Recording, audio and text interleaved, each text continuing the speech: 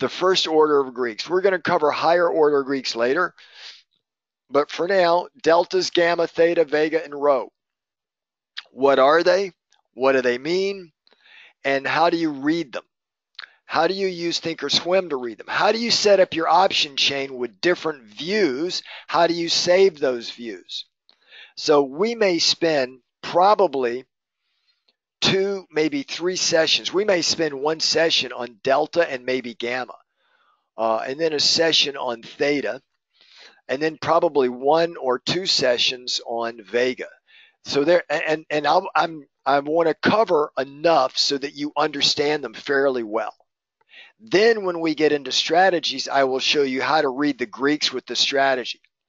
Now, there are some option traders, and it's very successful where you just say, I don't want to get into the detail. I'm just going to be long calls or long puts. And then it's what strike do I pick? And that's based on your degree of bullishness or bearishness, I guess. And then you learn how to play these trades. And then what happens is you need to understand charts, and your chart reading skills have to be very good. So that you can pick out patterns, technical patterns, and you can play those.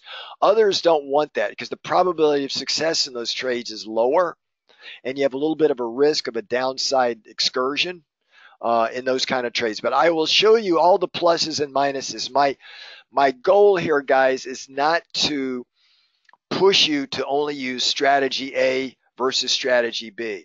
I'm going to talk about all the strategies, and I'm going to talk about the pluses and minuses with each.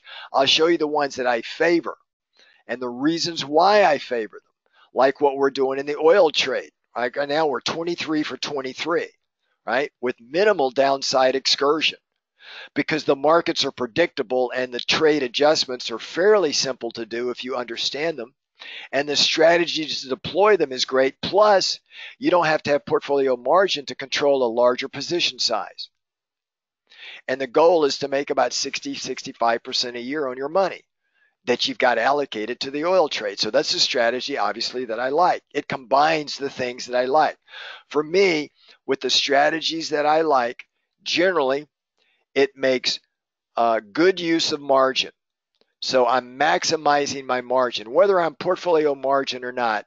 A lot of people, when you first start trading, you don't even think about margin, but you gotta. How can you best, on a dollar for dollar profit for margin use, get your best return on dollar on margin use? So it's good like that.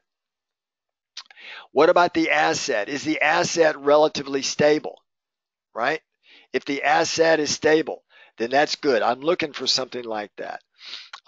How about the risk? Meaning, what is the max risk in the trade? What is the downside excursion?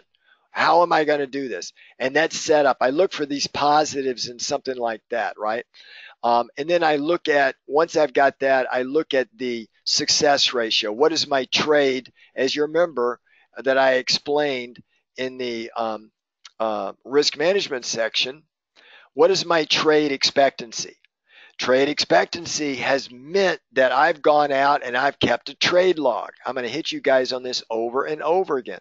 If you kept a trade log and you've been consistent in your trades, you will know that over time, as you do these trades, you will develop an expectation of that trade based on the way you're trading it. And you'll be able to determine what has been your max risk drawdown. That will then in turn help you set the other thing here, which is so important, is the allocation factor. What am I going to allocate to this trade? Okay. And even if you only got 7K in your account or 5K in your account, learning to do these things it will develop good habit patterns for you so that when you build your position size out, it'll make it a lot easier for you. Okay.